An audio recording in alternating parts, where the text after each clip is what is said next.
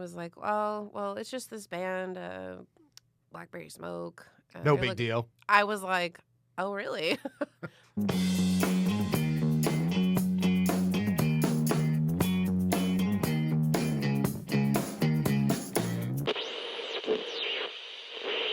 It is I, the Poptimist, and today we have Amanda Raye. Thank you so much for coming on. Thank you for having me. Tell me about singing backup for Blackberry Smoke. How did that happen? First things first. A good friend of mine, Neo, he's a drummer in town, called me up one night and asked me if I had plans for New Year's Eve, if I had a gig. And I was kind of going back and forth with a booking agency about some gigs and getting pretty low offers. And I was like, I think I'm available. What do you got? And he was like, well, it's just this band, Blackberry Smoke. No big deal. I was like, oh, really? You have my attention. And he didn't know who they were. I knew who they were because one of my really good friends, one of my best friends, Melanie Cannon, sings backup with Jamie Johnson. And they opened for Jamie Johnson. And I was there in St. Louis and I saw them. And I was like, I remember being so impressed. And they were just super nice then. And so when I was like, oh, yeah, I mean, what's the info? I didn't know the music as much. I have heard it, but I didn't know it. And so we kind of went through some details, and I was like, all right, yeah, I would love to do this. Scared shitless. How many people? Was it like a big show? Was it like a theater show? Theater. 2 balconies on each side, like on up.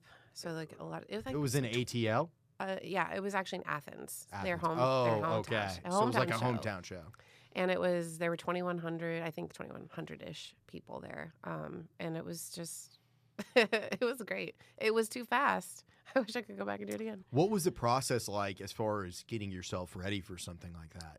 Well, so funny enough, I was in choir my entire school career, whatever you want to call it. And I was a harmony singer, like a backup alto. So I know harmony. I could do harmony in my sleep. When I'm singing to the radio, it's harmony. I'm not singing lead. I had to learn how to become a lead singer. So I love it so much. So basically, I got the songs. I just lived with them, singing, hearing, listening to the parts and whatnot. I probably did it like not the right way for like a real backup singer because I didn't know what the fuck I was doing as far as like the rules. But that's kind of how I live my life. So lived with the music, got a little bit more detail as to what songs we're actually going to sing on, not all 22 songs. So that made it a little bit more feasible and less nerve-wracking. But more than anything, I just wanted to bring the whatever I could to the songs that was out of the way, but still gave it some lovely, like, just harmony. It's just like, it's so beautiful to me. To fill it out. Yeah. So like, and that's what I love about harmony singing. Like, it's about increasing the value of the song that's already good. And that's so fun and exciting to do. And so I love it so much. So that was easy. Logistically, it was, we drove in. I did not sleep the night before. So it was like, I'm up at 6 a.m. in the car and I'm driving, and we didn't perform till 10. Oh, at shit. night. So were you guys on stage for midnight then? Mm-hmm. Nice. 2 hours. We did and then they did an encore. Everyone was so nice. It was so chill. And so it's funny, when we did sound check, I got really nervous because I was singing almost all of the guitar player's song, like his parts. And I was like, oh no, like I'm just doubling his parts. And that's not really great. But I couldn't do the soprano, and the other singer with me was a contralto, so lower. So I was like, uh-oh. So then Charlie, we had to go back into his dressing room and just run one song, just make sure that the parts were there that he wanted. And I was already doing what he wanted, but he couldn't hear me during rehearsal, sound check. And I just looked at him and I was like, hey, I just want to make sure that I'm not stepping on any toes. Yeah. I am doubling a lot of his parts, Paul's parts, and I just want to make sure that that's okay. Or, I can come up with something else or whatever. And he was like, no, you do it. And then when we walked back in, Paul came by and looked at me and he was like, hey, thank you. Like, you sound great and you're kind of helping me out a little bit. Yeah. So it's awesome. So I was like, okay. Whew. That was the worst part about just wondering, what do they want? Like, as an instrumentalist too, when you're doing those background vocals, it's nice to have someone I imagine, in tune doubling you that you can kind of get in sync with. Right. Well, and what's so cool is I don't know how to explain it. When I go into the studio and I'm recording my own songs and I'm doing harmonies for my own songs, I get to this like laser. I can literally laser in on whatever part it is. I can find it. I can hear the lines, and then I can just do it. And I just Flow double state. myself, and just it's really cool. It's like slipping on a glove. That's the best way I could describe what I'm doing with my voice, which I'm just like, your hand is here. Here's my glove. I'm the glove, and I'm just right over top of it, which is really cool to me, like to hear and be able to do that. But I'm very visual, so like visualizing what I'm actually doing is it's super fun. I see charts when I'm singing lines. I can see it, and that's how I do that. It was a really weird thing I just said.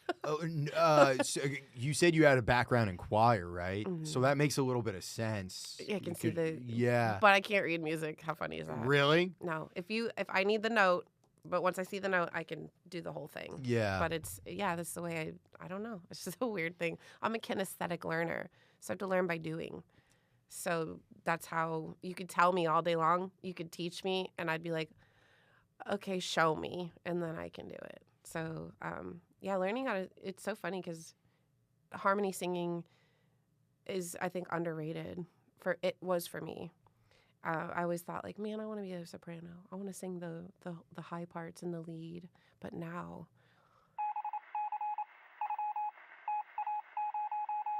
The music business industrial complex in Big Hollywood doesn't fund anything it can't control. Independence is their greatest nightmare. That's why we're banned from advertising on multiple platforms. This show runs on listeners, not sponsors.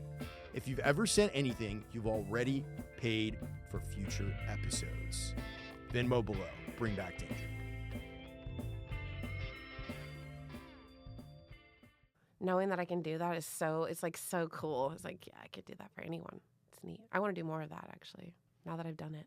It's less mysterious. I'm like, I want more of that. I was super stoked to see that you got that gig. It's always nice seeing someone post one of their victories and sharing that, because it's like we're all in this life together and we're kind of like down in the trenches, Right. grinding, trying to make things happen. Right.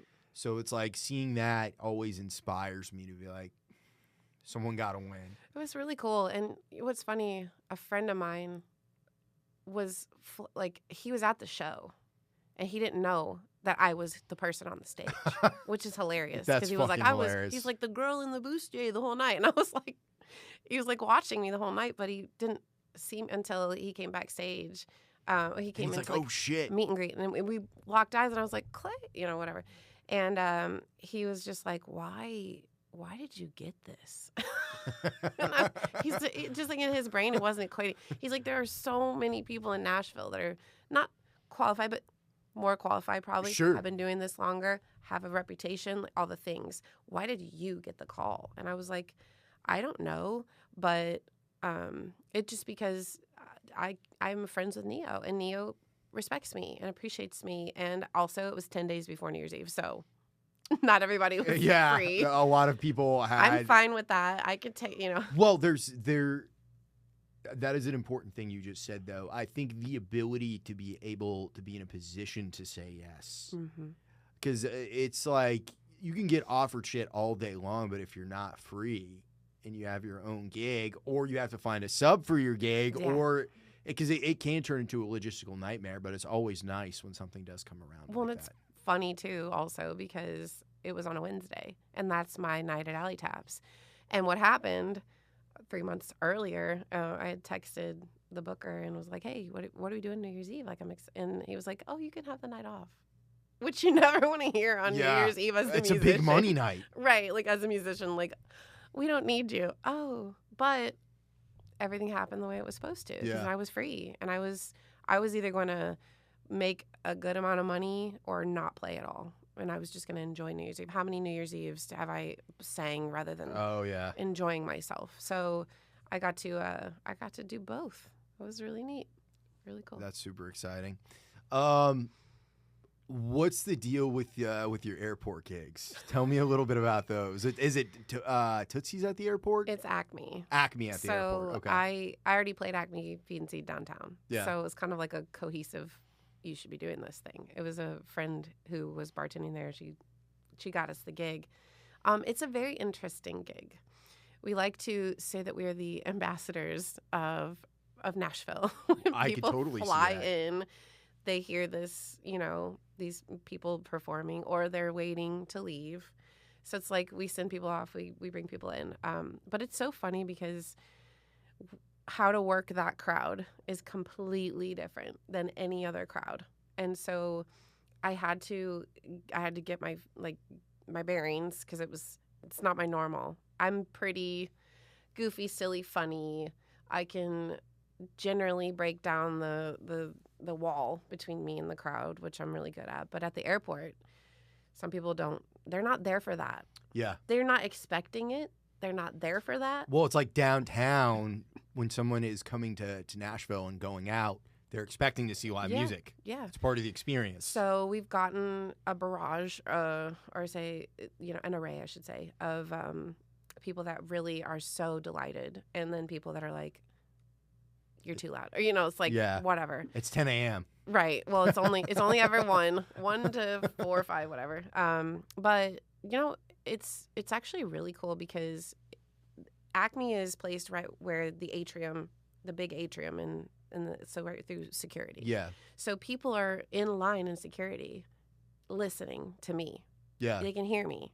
And I've had people, like some of the security guards and whatever, be like, yeah, I like that one girl who sings Jolene, that one. I'm like, that's me, Yeah. but it's cool. And then people will come in and they take a lot of videos of me. And I love that because it's like, okay, if someone pops their phone out and wants to take a video, that means it's resonating. It means they're appreciating it. It means they want other people to see.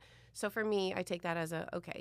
So I will It's always the biggest compliment, I think, when someone pulls their phone out to record you, even if you're just like doing covers. And they won't even be in, because we're in the atrium. Yeah. So they won't even be in Acme. So they're just walking by with their rolly bag behind them. So many times people just like look around and like I'll have like three or four phones on me, just recording Michael and I, and it's a duo, so it's a different. It's different than full band, but it's a little more intimate, honestly. Totally. And also we've had Kyle. I'm gonna mess this up. I think it's Kyle Cook I always forget. He's in one of the bands of like 90s, 2000s that were not Goo Goo Dolls. Man, Michael would be laughing so hard at me right now. But he's in one of those bands, and I saw him. And I didn't know who he was, but of course he's a guitar player. So Michael was like, "Oh my God." Yeah.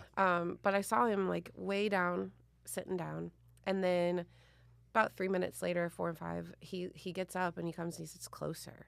And I was like, that's a someone. I knew it was a someone. I didn't know who. And I tell Michael, and Michael's like, oh my God, man. Like, so on break, he walks over to him and he's just like, hey, like, I don't want to be weird or anything, but like, I'm a huge fan. Thank you. And he was like, oh no, you guys sound great. I actually moved up here so I could hear you. I was like, oh, how cool is that? And then Michael was like, do you know that? I'm like, I know who it is, but I didn't know that was him. And the last thing about the airport that's just hilarious to me is when we'll finish a song and that moment where people want to applaud but they're like too scared or nervous and they're like I don't know what to do with my hands. Like, it's so funny to me because I'll be like, so I have my funny little quips. So I'll be like, thank you for holding your applause. It makes me really uncomfortable. And then people will clap or laugh. Yeah. Or I'll be like, if it's weird for you to clap at the airport, it is weirder for us to be doing this. Like, I'm letting you know. Like, so I get it. We're all in this together. But it breaks down that, like, nervous, uncomfortable silence, which I can't stand. I am a person where I get into an elevator and I'm standing there just like, don't say anything, don't say anything, don't say anything. I'm like, how's the weather? I can't not address you can't awkwardness. Exist. Yeah. I can't do it. So I'm just like out there fully, which I think is, I don't know, it's part of my quirkiness.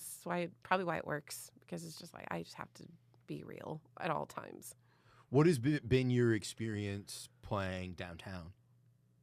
I love it. But I don't play the typical venues. Yeah. So you play more in like Printer's Alley. Yeah, I've played Printer's Alley. I've played the two bars that I've played, or venues I should say, I played in on Broadway is Acme Feed and Seed and 1230 Club.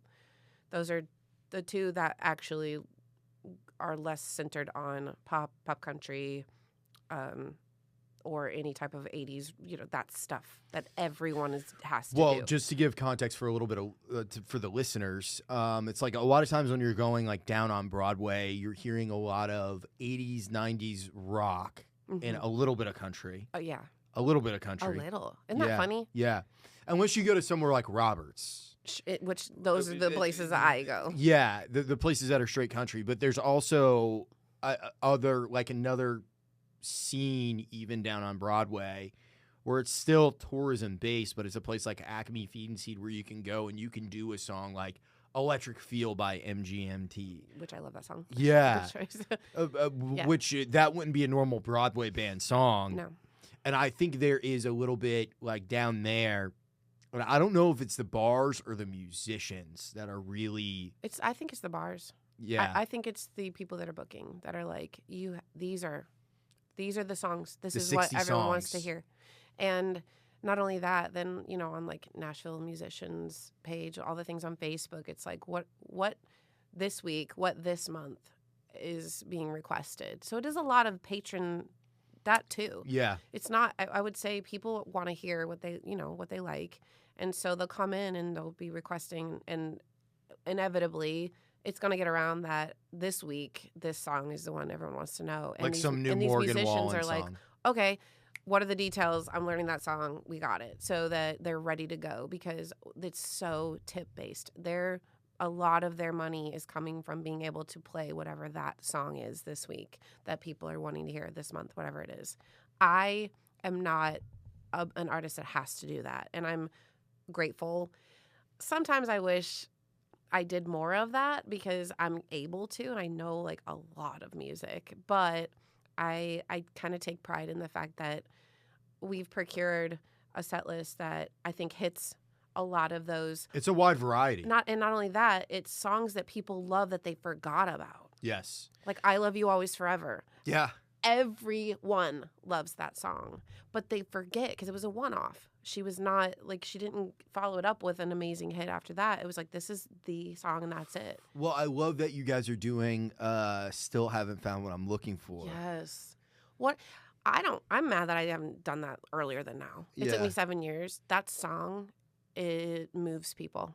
I watch. Like, I love watching the crowd and seeing what people respond to. And that song, inevitably, it's not only like it gets people moving, but the words are so profound. And so I'm sure that it hits everybody differently, which is what I love about music.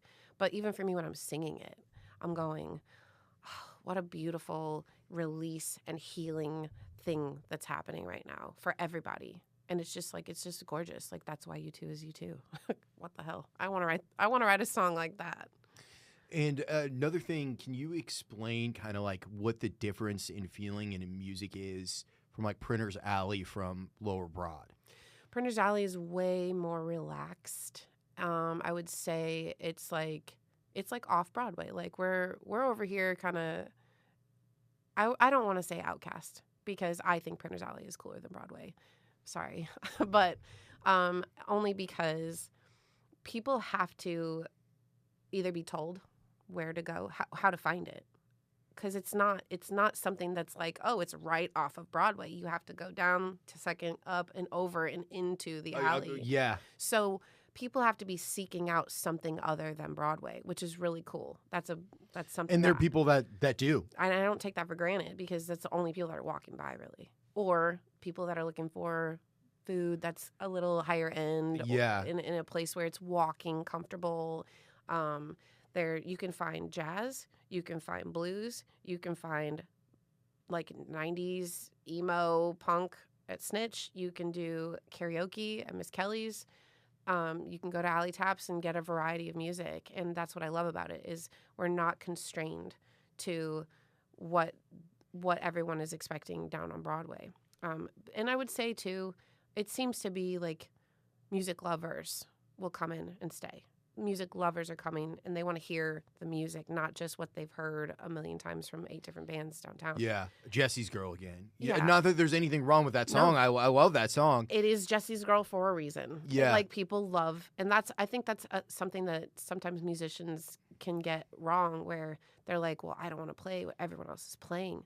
Well, but there's a reason why that song resonates with so many people that you should be honored to be able to do now. So that's where I've kind of gone off the path, where I do a version of I Would Die For You. I do a version of Toxic. That's my version. So I don't feel like I'm placating and just doing what everyone else is doing. But also, what I love about covers and like unique covers is my audience would never necessarily be listening to Prince.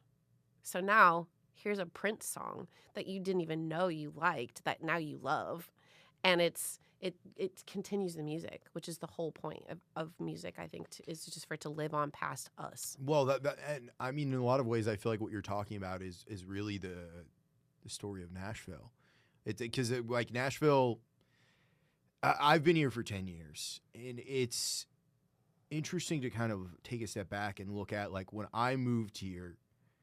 Because I moved here because of the big rock acts, you know, like I'm a gigantic Black Keys fan. Oh man, me too. Yes. I love everything Dan Auerbach does in general, like the Arcs, his solo stuff, all the stuff with his label. I think is really good. Jack White, of course, fantastic. And then like KG Elephant's here, Paramore's here. Yes. So it was like I knew a lot of rock bands were here, and that's what drew me in, because I was like, I'm not going to fucking live in L.A., and I'm not going to live in New York, because that's just not me. No, yeah. And I didn't think Nashville would be me either, but I'm like, if I have a good place of fitting in, maybe it's here because the stuff that I like is happening here. I think a lot of people don't think Nashville is more than country. Yeah, well, that's the thing, talking to tourists and hearing kind of what their impression is or what they think of Nashville. It's like they ask, where should I go see music? And I tell them, go to Roberts if you want the traditional Nashville experience. It's the last honky tonk. Yeah, if that's what you're looking for, you will be able to get it there. Mm-hmm. But it's like that, and I mean, maybe Layla's, you can get a little bit of that too, and more classic rock there as well. But Second Fiddle just closed, right? I know. Yeah. So it's just like the landscape is changing and it's becoming more corporatized. Yes. Not that it's a bad thing, because that means you can make money and there's more opportunities for musicians to make money in some ways. Yes. But I think there's good and bad that comes along with it. I'm not a complete naysayer in saying that. Because I when people ask, I always tell them, like, if you're going to Broadway, it is the Mickey Mouse country version, Disney World of Nashville. Yes. I was like, you'll go down there, you'll have a great time. If you get bored, go to Roberts or go to Printer's Alley. That's the other place I recommend. Yes, always. And I was like, if you want to see local music, like local rock bands, East Nashville is where you want to go. Yep. If you want to see singer-songwriters, Midtown. It's like every piece of town has its own thing that it does a little bit differently. Agreed. There's even a jazz scene in Nashville. Oh, yeah. There is. It's small, but it exists. It's definitely there. Because there's so many musicians here. At the end of the day, like there's all different kinds of music, and I think that's one of the beautiful things about this city. There's this guy that I knew when I first moved here. I was working at an apartment complex, and one of the maintenance guys, he was the groundskeeper. He was this little old guy, hunched over, would smoke Pall Mall cigarettes. His name was Richard. He was from East Texas, so he talked like this. And he, at one point, played drums for Willie Nelson. Wow. And he told me when he first moved to Nashville, he went into Tootsie's. This is like way back in the day. Mm-hmm. He went into Tootsie's, and he went back in the bathroom, and he saw Merle Haggard in there. Merle Haggard was like sitting over the sink rolling up a joint. And he said, Mr. Haggard, I'm a really big fan. I really love your music. And Merle was just like, that's great, kid. You want to smoke this joint with me? And like, I feel like there's less of that happening in Nashville now. Yeah. You know what I mean? Yeah. I don't think.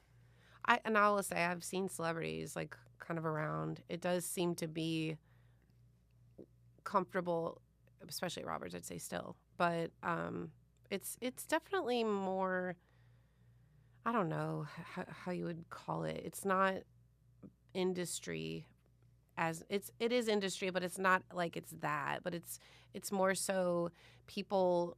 We're all in our own little rat race. This is what I need to do. So we're not stopping smelling the roses, and that's I've made that a point in my career, in like my time here. I've been here for 7 years now, where I will go out to Broadway on a night off, and I will go and just to my spots and my people and watch people play, put some money in the jar, and remember what I love about music, because it does get to be very much so like I have to be business oriented. I got to be doing this, and this connection, that connection.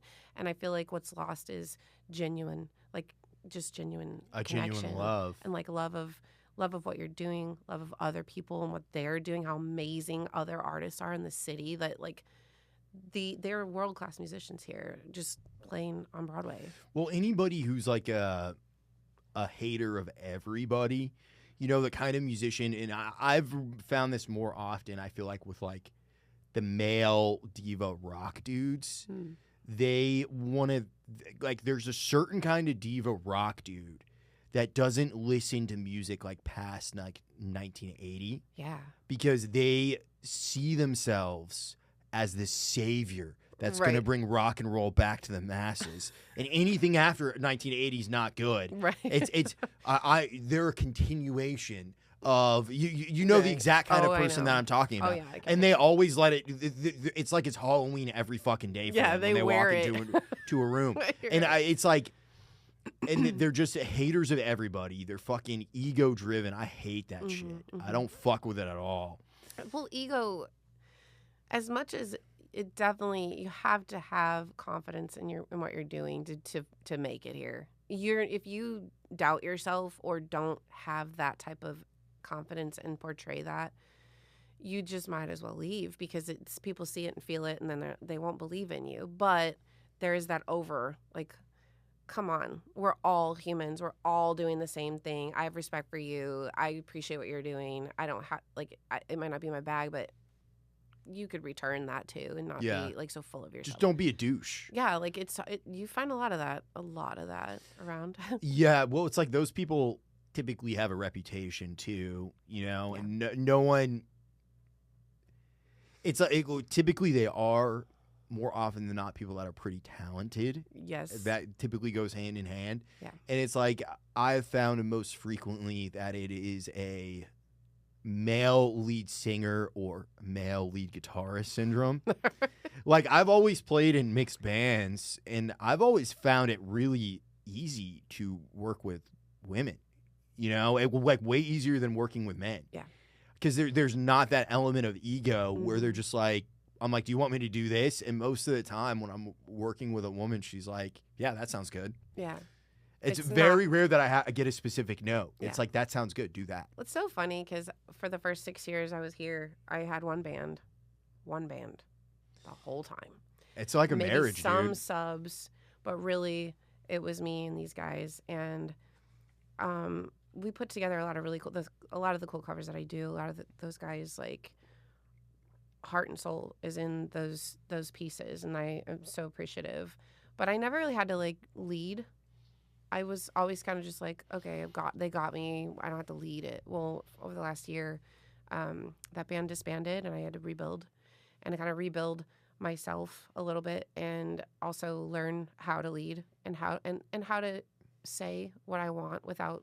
I've never been a diva, but I never had an opinion before. So as a woman band leader, now I have to have an opinion, and I do, and I find that I do now, which is really cool. But also, I think that the way you say something to someone is so important. Like, instead of, don't do that, I hate that, it's like, hey, can we try this? I'm really accustomed to this, and I like that way we do that. And it's just so much easier because it doesn't come from a place of ego. It comes from like we are working together, and then always the response is, oh yeah, thank you for telling me. Yeah. I absolutely can do that. Nobody, like, most male musicians that I've worked with, don't have an ego about that. When I'm like, hey, can we do this instead? But it's all about the delivery.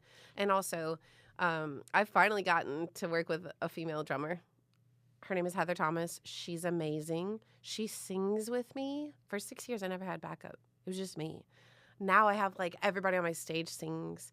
It's just such a different experience. But with her, I've just never gotten to have a lady in my band with me. I'm like always just the only one. So it's so cool. It's like I have some camaraderie. I've got some girl energy around me, which is really, it feels like an evolution for me. Well, it's a, you know, I think in a lot of ways it's a male dominated industry. And I feel like there's a lot of dudes who are used to it being a boys' game, and there are some dudes even in that are kind of predatory about it. Yeah. You know, because it's like I love working with women and female artists and all of that.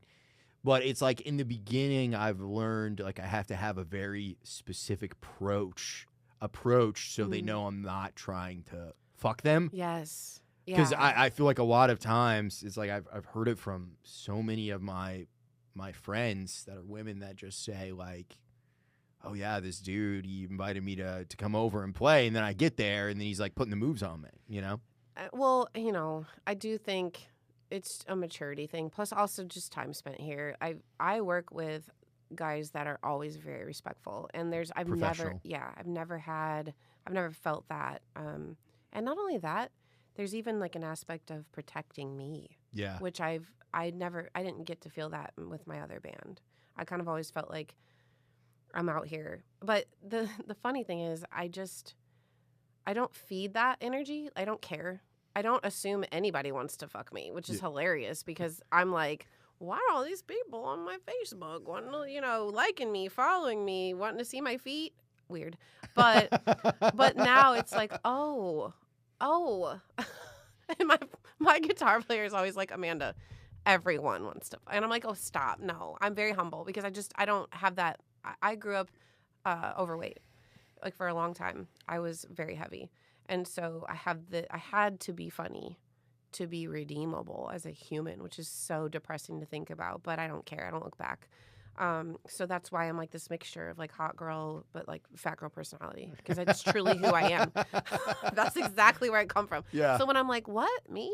My guitar player is always like, yeah, Amanda. Like, I'm like, oh, okay. Like I don't care. It's not why I'm here. It's not why what I'm doing. Yeah, I think it plays a role though. Like it definitely plays a role in like. Just as a guy, of course, you know, no one's ever coming up to me and be I know. like, it's so weird. And I'm a fucking bass player on top of that. So it is so weird to like get outside of your perspective and like put yourself in someone else's shoes and be like, wow, that's a completely different experience. I get on stage and I know all eyes are on me, and I know like when I'm being funny, like I know that it's appealing and attractive, and I get to feel the confidence that I feel once that it always kind of clicks in. I'm not always paying attention to it because I'm very focused on what I'm doing, but and then there's interest everywhere. But I'm also kind of a person where I'm not shallow, so that stuff doesn't do it for me. So you could like me all day long. You can send funny things. But who are you? And I'm very picky about that. So I've been single for so long. But it's I talk to my guitar player about this a lot. He's like, nobody's coming up to me and telling me, you know, they want to take me out, and I'm like, I turn around every 5 seconds. It's like that for me. And he's just like, and I had to actually think about that for the first time this year, because my old band was just different. It was full of characters that weren't really necessarily, like for example, no one but me had a microphone on that stage. Well, now I've got a guitar player who will talk with me, and like there's like a banter, and I never had that before. And now I have a bass player I just started working with, who's also doing that. And it feels more like a group, like a family, than just me out front of the ship and like leading it and trying to figure it all out. Like it was, yeah. How has that changed you in your performance? I'm able to be, I'm more comfortable. I'm way more comfortable because I don't feel like this is all on me, which is cool. It's a really different experience. But also, I don't know if it's just a natural progression. I've gotten to a point where Michael has told me, lean into your personality. Say the thing. You communicate it well on stage. And it's funny because in my head, I'm looking at everything. I'm judging the crowd. Where am I going with the next song? I'm thinking about that while I'm trying to talk and say funny stuff or sound serious but isn't always. And I will just say whatever comes to my mind, which is kind of crazy. It can get in sticky well, sometimes. your stream of consciousness. Yep. That's what I appreciate about you. It's just like we're just in it. And then I'll be like, here. what did I say? Michael's like, we need to start writing things down that you say, because I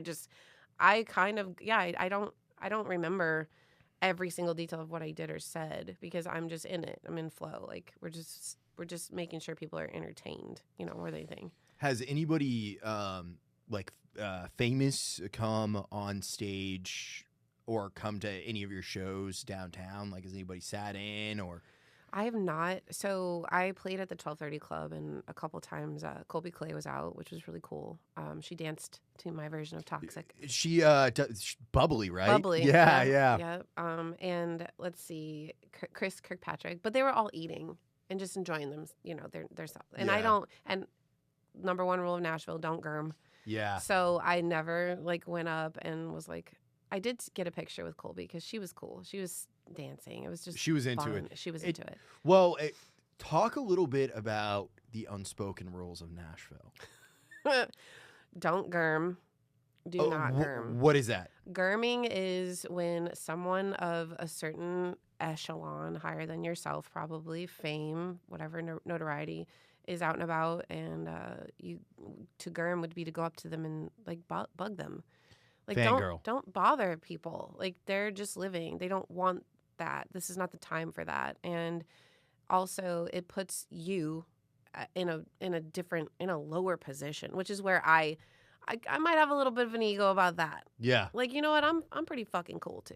Yeah. And you're cool. You've done more than me, and I appreciate that and I honor that. But okay, I'm cool too. Like, I have a weird ego about that. Well, there's definitely some, most of the people in Nashville, I would say, are cool, but every now and then you get around someone that is famous and they're not fucking cool. Yes. Well, and that's the other thing. Like, that's the risk you take if you're going to walk up to them and that's say something. Honestly, my biggest fear is meeting someone that I really love and then being like, this person's a fucking dick. That's smart, actually, to not do that. Yeah. I never go up to anybody. I never say shit. I never, if someone talks to me, I will talk to them, but I'm never the one who's like, oh my God, I'm such a big, I would rather die. Than have that reality I just feel like, even though if it was someone I super love and I'm like, their music has impacted me, I would be more apt to do that with athletes. Okay. Or I'm a huge baseball fan. I love if baseball. I saw A-Rod or Derek Jeter or someone like that out, I'd be like, holy shit. I think that's really the only person that, or maybe Quentin Tarantino, that I lose my shit for. Yeah. But anybody else, especially musicians, I'm like, stone face. Yeah, you have to be. You have to be. And another unspoken rule: don't invite yourself on stage, ever. Wait to be asked. If you're asked, you can even say on a break or let them know. Put some money in the jar. Hey, but I've gotten to the point where I don't have to do that. I've never done that anyways because I'm honestly, I don't want to fuck up on stage and do anything. I have a band not know how I do certain things, and it's just in my head how I sing it. So then it's like, oh shit. But what's really cool though is, so I've got a friend, Nick Cross. He plays down there Friday nights at Printer's Alley at Alley Taps, and he's got this really great band of A-list sidemen who have been doing this with the legends, and now he's got that band, and he's asked me to come up a couple times, and they know Neon Moon, but they don't know the way I do it. But now I know how to go up, here, down, hand signals. Just, I feel so much more confident doing that now. And communicating and being a band leader. Because instead of just being at the mercy of the band, now I know how to gently take a solo, whatever it is, But I would say that's just something that I had to grow to. I had to get to that point where people knew who I was, appreciated what I do, and then invited me up. And I wait. I just, that someone to say no, for me to be like, I want to come sing, and then be like, no, that for me would be like, Well, it's especially a vulnerable position as a singer too, because like you could be down there sometimes, and I've seen it happen where, like a girl, you know, might be, she's like, I'm 21, I live in Alabama or Wisconsin, and I'm a singer, and can I come up and sing? And I think it depends on how much money the band has made that night. That's the real deal. Like, if you want to come to Nashville and you want to sing on stage, drop 100 in the bucket. Do something. It's not bribery, but it's respect. Yeah. You know, it's like, hey, you guys are working hard. I want to do this for a second. If you let me, here's something in exchange. That's kind of always been, I don't know how, just innately I came into this town and was like, how am I going to navigate? Because what I do is not country. It's not really, it's not rock. It's me. And what I do is it's kind of different. It's got like amalgam of things. So I spent the first year just trying to figure out where I belonged and to just get a feel of the city itself. And I learned so many things, and I have so much more respect for what people do here and how they've done it. And then I just finally got to a point where I showed up enough that people were like, hey, like, thanks, you know, for being here. What's your name? What do you do? Like, and then they'd come to my shows. It's like, but it took me time. And it's funny because looking back, I wanted it all to happen right now, quickly, done. I want to do it. Everybody comes to Nashville with stars in their eyes. And like now, if I had gotten the opportunity to sing with Blackberry Smoke when I first moved here, I would have shit my pants and shit the stage and absolutely embarrassed the fuck out of myself and like left. I would have gone home. But the time that I spent learning how to be cool, how to just be in a room and not make it about me, find my spot, find my space, and not take up space, but like be cool, be myself, just be comfortable being in my own skin. That was an invaluable thing I would not have had I gotten too many opportunities quickly. Yeah. No, I think there's a lot of truth to that, because it was like Jeremy Kahn, who was on the show recently, bass player downtown, plays with Ivy Andrews. I know Jeremy. He talked about getting an opportunity playing bass opening for Taylor Swift on the Red Tour, and he ended up getting fired from the tour. But the whole story he told, he was like, basically what he said is, I deserve to be fired. He was like, it was my first gig in town. Oh no. He was like, I didn't know how to make charts. He's like, I didn't know arpeggios. I didn't really know. He was like, I could play, but I couldn't play. I wasn't ready. Because I feel like a lot of players, they move to town and there's some people that come here right out of the gate and they're hot. They know what they're doing. It's like they know everything moving. They know the language. There's a whole language here. Yeah. And either they might have known someone who was already living here and got them prepped, yes, or they were just making a full-time living gigging somewhere else, and they came to Nashville. Well, it's easier to like bring your own thing here than it is to join someone else's thing here too. Because there's that break-in period that you were talking about, yeah, where it's like, when I first started in Nashville, the way that I got started was I played at blues jams. Okay. And that's really how I got to know people. So it was Tuesday night at the Country, which is now the Local. Yes, I love the Local. I played there for 2 years. Really? Yeah, it's a great spot. Love the Local. That was the first place I ever got on stage in Nashville. Wow. I was so terrified the first time I got on stage. I was so scared because I go to sign up because I was working with this guy who played regularly keys at the jam. And he's like, come out and play. And I was like, well, what songs? And he's like, it's blues. It doesn't matter. Like, and I still wanted to know what songs. Like I was tripping the fuck out. Yeah. I go up to Kara, and Kara, she really kind of like was known for making sure that the players at her jams were good and that they were giving a good performance. And the first question she asked is, can you play? And I didn't know what to say. I was like, yeah, I mean, I know how to play. Yeah.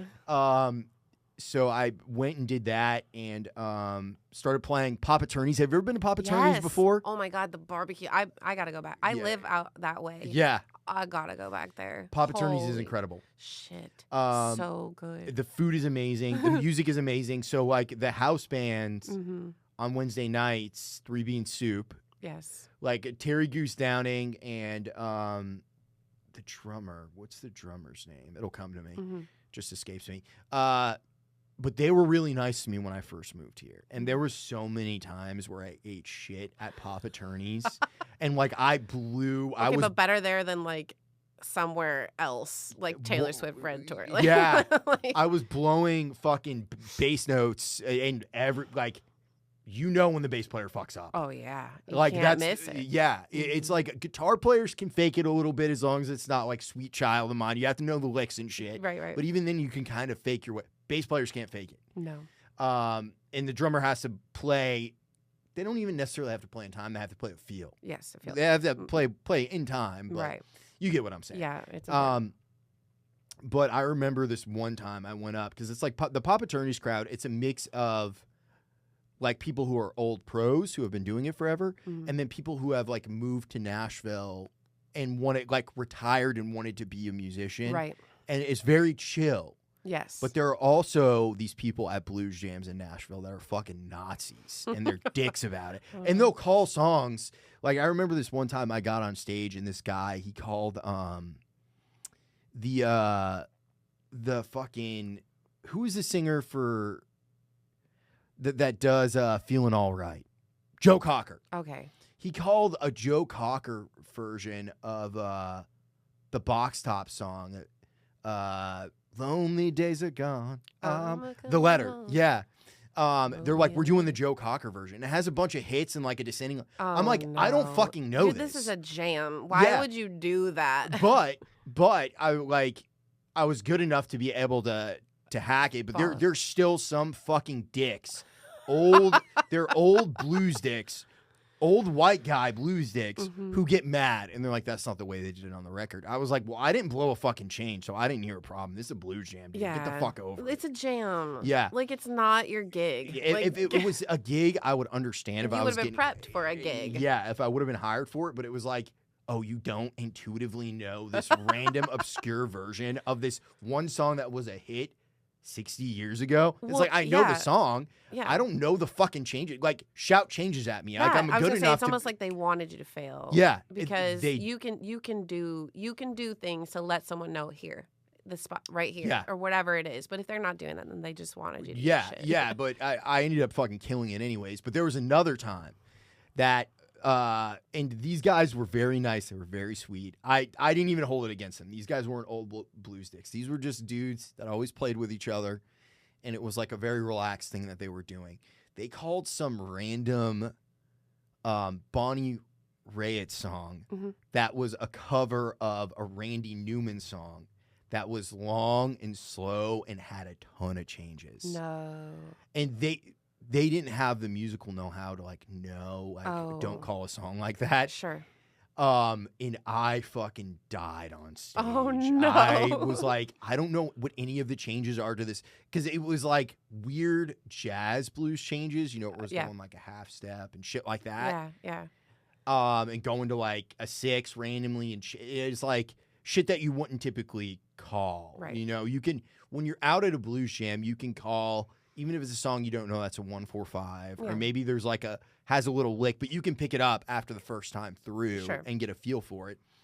And I remember getting off stage and Terry Goose Down, he's such a nice guy.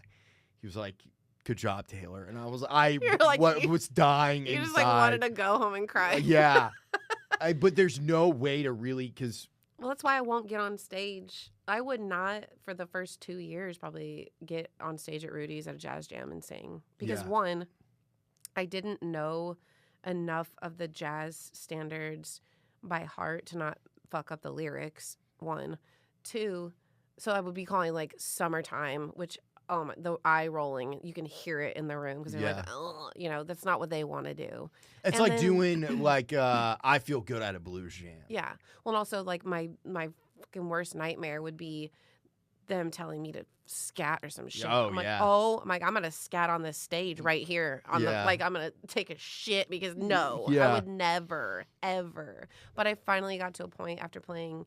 Well, I was playing like between 120 to 140 gigs a year for the first well, not after the first year, but like for a couple of years. And I still play like about 125 gigs a year now. So that level of comfort on stage, it takes time to get to, obviously. Yeah. But then also just with jazz guys, I have such utter respect for their musicality and the conversation that I don't want to stomp on it. I don't need to. I'm such a fan of music that I don't need to be part of it. I could just observe and enjoy. And I never want to lose that, because I feel like when you get tired of what you do, like, this is all I've ever wanted to do. And if I ever got tired of it, I think I would just, like, what would I do? I would go die. Like, I just don't want to do that. I don't want to be here if it's without music. Well, you can't let yourself get washed up or jaded.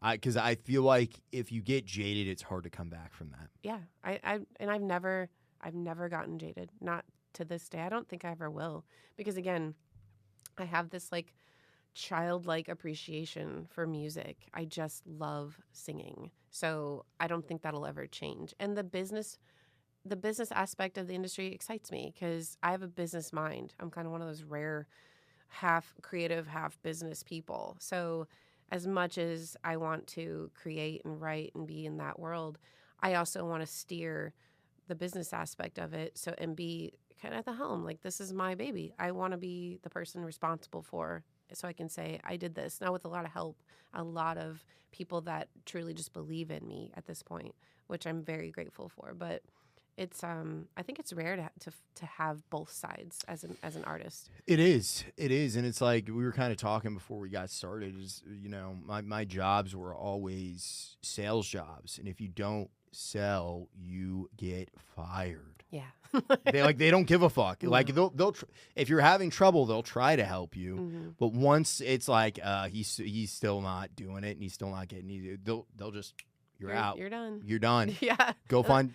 It is that way. Yeah. In music too. Like, I think that's why there's like a 10% delusion necessity when you're doing what I'm doing. Because after 7 years, well, I've really been singing professionally for 10 years and probably writing 15 years so, but singing my whole life. But if I ever lost the will to continue, I could appreciate what I've done to this point, but I never think about that in the moment. And like, years are going by and I'm not thinking about all the cool things I've done. Like, the Blackberry Smoke thing was so neat, but it still didn't hit me what just happened, because it's not the goal. No, well, you're getting work and you're doing the thing, and it's just like, great, this is a good paying gig for tonight. Right. I got to figure out next week now. Right. Like, the bills don't stop coming. And like, that's the thing about Nashville. Like, I feel so much, and especially with the musicians downtown, it's such a working class, blue collar vibe. Yeah. Like, it is demanding on the body. Truly. When you are up on stage for 4 hours. Yeah. You feel it at the end of your gig. You can feel it, especially like being in my 30s. I feel it in my knees. I feel it in my lower back. Yeah, yeah. I feel it the next day. Oh, yeah. And it's like you have to learn shit. Like, okay, I got to stretch before. I got to make sure I do yoga today. Yeah. When I wake up tomorrow, I have to stretch again. Yeah. And you just have to learn how to maintain the machine to be able to keep working. Yeah.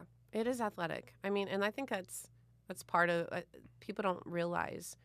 We're at a gig for 4 hours, but for me specifically, I literally have to get up, shower. I gotta do my hair and makeup. That takes time. I gotta drive to the gig, set up, do the gig, break down, go home. Like, it's an 8-hour day. Yeah. Of just what I do. It's not just get on stage, party, have fun, and then go fuck off. It's work. Well, I feel there's a mix, I think, of the tourists, because it's like you talk to them, and I think a lot of them, without seeing it, they would just be like, musicians just sleep all day. They don't really do anything. And that's true for a lot of us. True. I will say. Okay. I do like to sleep. Yeah, it's true for a lot of it. But I think a lot of people come here and they actually see it in action, and they're like, oh, shit, you guys are like hustling. You have to. It is a hustle. It is a grind, always. But I love it. It's what I love to do. It's like, why would I want to? And I think when I think about, like, what else would I do? I could do anything. I've done a lot of jobs. I did medical. I was driving around medical specimens when I first got here to make money. I've waitressed. I've done brand ambassador things. Like I love to cook. I'm so able to do most things, which is something that I don't take for granted. But this is like my heart and soul. And the only thing I love more is being a mom. Truly, that's it. How do you balance like being a mom with living the life that you live as a musician? It's well, one, my kids are older, so they're 18 and 13. So I spent the first 8 years of my oldest life being a stay-at-home mom, military wife. And then when I finally was like, hey, this isn't working out for me relationship-wise, I had to find something to do. And so it's been a gradual getting used to. I would bring my kids with me. My girls have sang on stage at the local, at 1230 Club, at Acme Feed and Seed. Where else? Like, I don't know, Printer's Alley. But they're with me. They're like there, and they get it. It's so funny too because I'm mom. Yeah. Like, and so they're like, okay, mom, like, fine. Can you bring us, like, I'm like, I'm going to go to my gig. And they're like, all right, great. Can you bring us some food back? Like, it's not anything to them because they're accustomed to it at this point. Yeah, it's normal. So I think even, like, as they grow, as they continue to get older, they're going to actually see and understand what I've really done and how I've been able to balance being a present parent, which is the most important thing to me, and chasing a career that is one of the hardest careers that's out there. I mean, as far as it's all me. Being single and choosing this as a life path is difficult enough. I couldn't imagine having children on top of that. So I applaud you for that. Thank you. They're cool. They're amazing kids too. I think they're both parts of me. Like they have me all up in them. So they're literally just like me, but younger and probably more fierce than I ever was because of me, what I'm doing. So I've really just paved a path for them to be able to example. To really just be able to do whatever they want to do. And I'm always supportive. I'm always there. I like psychology. I like explaining things to them that took me a long time to figure out. So I really love being a mom just as much as I love singing. It's an opportunity for me. It's an honor.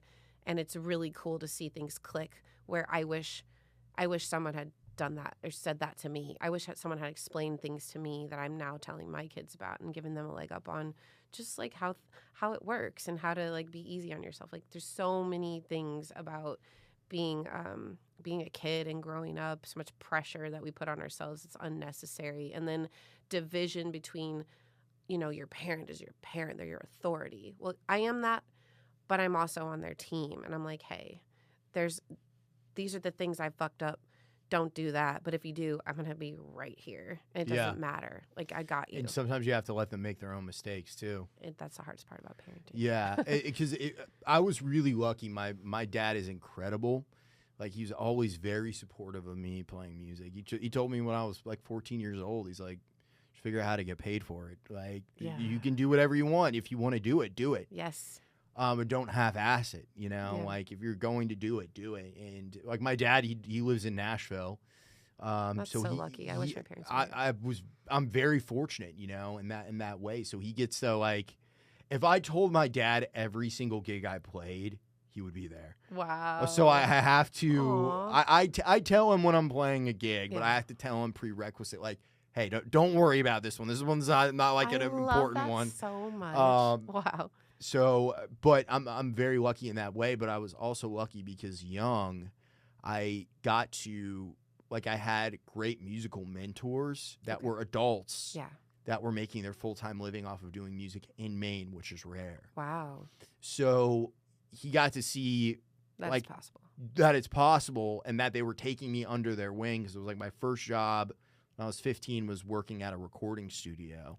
Wow. In Lewiston, Maine. Is unusual. There's not any fucking recording studios in Maine. And then I also had a really great music teacher later in high school that was like extracurricular outside of school. So I was in band and I was awful. Like the teachers hated me, like the band teachers, because they saw me as an unserious rock musician. Oh, like and I was a bass player, so it was like, it was just like. Just turned down, it was unspoken. And that's because I didn't know how to read music. They didn't really sit down to explain to me, like, this is how to read music. Yeah. it was that the guy that I learned from was Matt, where he's like, you need to learn how to read music. It was like, you can't just be cool and do it by ear. Like, he's like, it's good that you can, but you can't just rely on that. Yeah. And of course, you moved to Nashville. The only time I've ever had sheet music put in front of me was for players that were out of town. Sure. Oh, that were like, here's the sheet music. And they gave it to me far in advance. I was able to prep for the gig, all of that. And it's like, I'm not a great reader, but I can read. Right. Like I can't. I can read enough to where it's like I can get ready for something. If you put it in front of me on stage, I'm not a good enough reader to be able to do that. Sure. I can read changes and charts. Sure. But just having that was so fundamental because it even showed me at a young age. Like, I think it's funny. My first job was working in a recording studio. I'm trying to make that my last job too, with everything that I'm doing. So it's like everything just kind of comes around. Yeah, it comes in cycles. All I ever wanted to be. It's so funny. I had this moment where I'm like 5 years old in choir. I loved it. My mom put me in choir because she knew I loved it and I was, good at it. 5 years old. You love the spotlight. Well, I was a harmony singer, so I was actually. But I just loved singing. Yeah. Loved singing. And it took me, I would say, 34 years to have the moment where I was like, oh shit, I am doing what I wanted to do when I was 5 years old. I said my whole life, I just want to be a singer. I want to be a singer. And now I'm a fucking singer. Like it was a moment though for me where I was like, oh shit, I lived my dream. I'm living my dream. Isn't that amazing? It's amazing. That's the perfect spot to end it. Where can people find you at? All over, but go on Instagram. It's at Miss Amanda Raye, Raye, because my daddy couldn't spell. And then Facebook, Amanda Raye, same thing, Raye. But I play all over town all the time. My Wednesday night gig at Alley Tabs is my favorite night. I get to be me. It's fun. It's from 8 to midnight. We get to loosen up. It's chill in there. Parking's easy on a Wednesday night. So really, I love when people come out to Alley Tabs to see the full band. But I play all week, and I post my schedule all over. And I love, if people want to listen to my music, please listen to my music. I've got some new stuff coming out. So I'm really excited about that. Probably in the next couple of weeks, new music's going to drop. And off we go, more and more. Thank you so much for coming on. Thanks for having me. Keep on dreaming. See you next week.